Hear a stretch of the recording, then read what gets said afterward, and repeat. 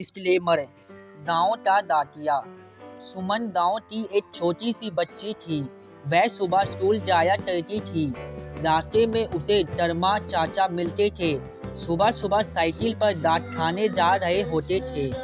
सुमन को देखकर साइकिल रोक लेते थे और उसे एक ट्रॉफी देकर कहते, मेरी बेटी आज पढ़ने जा रही है। ट्रॉफी पाकर सुमन बहुत खुश होती। टरमा चाचा उसके पिता के बहुत पुराने दोस्त थे। अक्सर दांत बांटने के बाद शाम तो हमारे घर आ जाते थे माँ के हाथ की चाय पीने। माँ उन्हें अपना भाई मानती थी और राखी भी बांधती थी। टरमा चाचा बहुत मजाक करते थे। उनके घर आते ही घर में घाटों का दौरा शुरू हो जाता था। सुबह टरमा चाचा से ट्रॉफी लेकर सुमन स्कूल की ओर चल दी। स्कूल में पहुंचकर उसने ट्रॉफी अपने बस्ते में रख ली। दोपहर को ट्रॉफी खाती हुई वह घर जा रही थी। तभी उसे टरमा चाचा दिखे और बोले, चल बेटी बैठ जा साइकिल पर, मैं उस तरफ ही जा रहा हूँ दांत बांटने। सुमन मजे से साइकिल पर बैठकर घर पहुँच गई। उसे आता देख माँ ने कहा, भैया आप कहाँ इस शैतान के चक्कर में पड़ जाते हैं। आप तो दूसरे गांव जाना होता है दांत बांटने, यह तो अपने आप आ जाती स्कूल से। टरमा चाचा ने हंसते हुए कहा, बहन मामा के होते बांझी पैदल चले यहाँ नहीं हो सकता। मुझे तो जब भी यह मिलेगी मैं सारा काम छोड़कर इसे घर छोड़ने आ जाऊंगा। यह सुनकर माँ ने कहा, ठीक है भैया आप जानो और आपकी बेटी बैठो, आप भी खाना खा लो। टरमा चाचा ने दांत दिखाते हुए कहा, नहीं बहन 3 गाँव में दांत बांटने जाना है। फिर वह साइकिल में पैडल मारते हुए आगे बढ़ गए। टरमा चाचा ने के बारे में कुछ पता नहीं था, बस इतना पता था कि 8 से 8 साल पहले ये इस गांव में आए थे, तब से यही है। इनके घर परिवार में कोई नहीं था। इस गांव के लोगों को ही अपना घर परिवार मानते थे। एक दिन सुबह सुमन की माँ बाहर खड़ी थी, तभी टरमा चाचा दूर से आते दिखाई दिए। माँ ने उन्हें रोका और कहा, भैया सुमन को बहुत तेज बुखार है, उल्टी भी हो रही है। मैं दवाई दी थी लेकिन कोई आराम नहीं पड़ रहा है, इसे शहर लेकर जाना पड़ेगा। टरमा चाचा फटाफट साइकिल से उतर कर घर में आए। अपना थैला एक और पटका और सुमन को उठा कर चल दिए।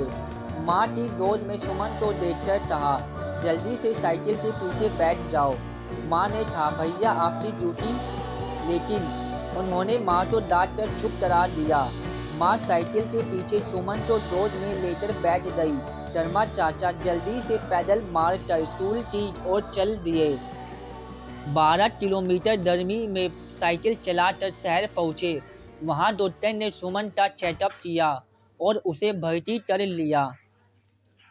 3 दिन तक सुमन का इलाज चलता रहा, लेकिन टरमा चाचा 1 मिनट के लिए भी उसे छोड़कर नहीं गए।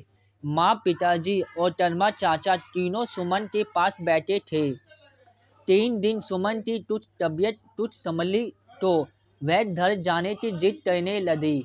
माँ पिताजी दाढ़ी करके उसके घर ले आए। टरमा चाचा पीछे पीछे साइकिल पर आ गए। जब 3 दिन बाद टरमा चाचा दांत खाने पहुँचे तो उनके बड़े बाबू ने खूब डांटा। बहुत सारी दांत और मनोदर पकड़े हुए थे। 10-10 घंटे साइकिल चलाकर उन्होंने कई दिनों तक ये दांत बांटी। इतनी मेहनत करके भी दिन में बार सुमन से मिलने जरूर आते थे।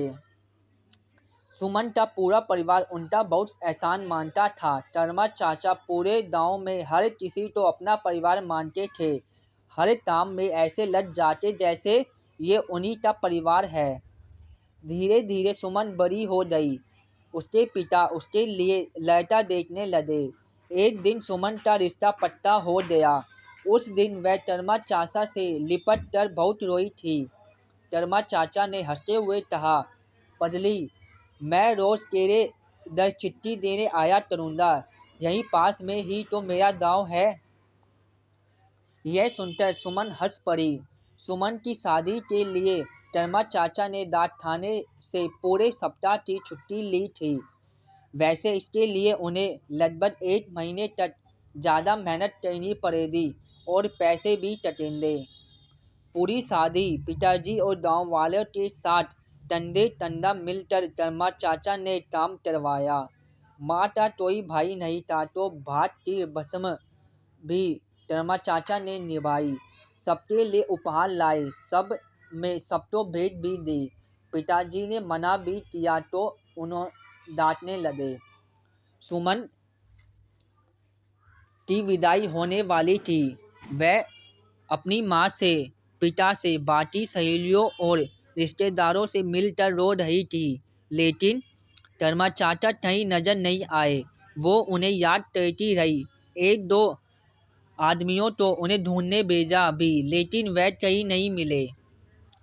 सुमन के मामा शायद उसको विदा होते नहीं देख सकते थे, इसलिए कहीं छिप गए थे।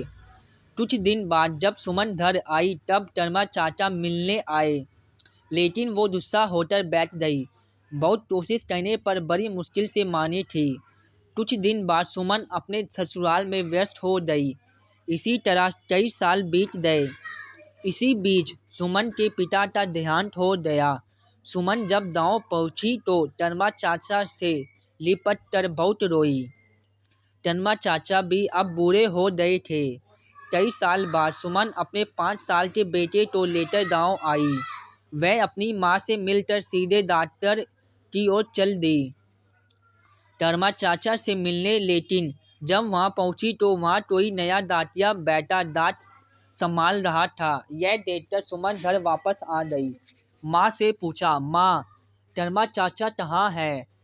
क्या वो अब दातिया नहीं रहे? माँ ने बताया, बेटा, बहुत बुरा हुआ तेरे तरमा चाचा के साथ। 2 साल पहले वह दांत बांटने जा रहे थे, तभी कुछ लोगों ने उनके मनी ऑर्डर के पैसे छीन लिए और उन्हें मारा भी। रकम ज़्यादा थी, जमींदार के बेटे ने भेजे थे। जमींदार ने गांव वालों के साथ मिलकर सारा इल्ज़ाम तरमा चाचा के ऊपर लगा दिया। उनकी नौकरी चली गई, साथ ही ना अब पेंशन मिलेगी ना कुछ और मिलेगा। और वो गांव के बाहर मंदिर के पीछे एक घाट पर पड़े रहते हैं। कोई कुछ दे जाता है तो खा लेते हैं। मैंने बहुत कोशिश की थी वे हमारे घर आ जाए, लेकिन वह नहीं माने। बोले सुमन के पिता होते तो जरूर आता, बहन पर बोझ नहीं बन सकता। सुमन भागती हुई तरमा चाचा के पास गई। उसने देखा एक टूटी हुई खाट पर दातिये की फटी पुरानी वर्दी पहने तरमा चाचा लेटे हैं। हंसते मुस्कुराते हुए चेहरे की जरा झुर्रियों से भरा सूटा सा चेहरा, आंखों के नीचे काले दरे। सुमन उनके पास गई तो डांटते हुए बोले, भाग यहाँ से, यहाँ मत आ, मुझे टीबी है, तुझे लग जाएगी। सुमन डर गई। वह दूर से तरमा चाचा को देखती रही। तरमा चाचा कुछ देर देखते रहे, फिर बोले, जा बेटी, मैं तो अब तुझे टॉफ़ी भी नहीं दे सकता, मेरे पास आने की कोशिश भी मत करना। सुमन रोती हुई वापस आ गई। कुछ देर माँ के पास बैठकर रोती रही, फिर वापस ससुराल चली गई। कुछ दिन बाद उसकी माँ मिलने आई तो उन्होंने बताया तरमा चाचा अब नहीं रहे। एक जिंदा दिल इंसान जिसने सबकी भलाई की, उसका ऐसा अंत। सबकी खुशियों की दात बांटने वाला खुद अकेला रह गया था। भाई वीडियो पे हाइप कर देना। ये वीडियो सिर्फ और सिर्फ एंटरटेनमेंट के पर्पस के लिए बनाई गई है।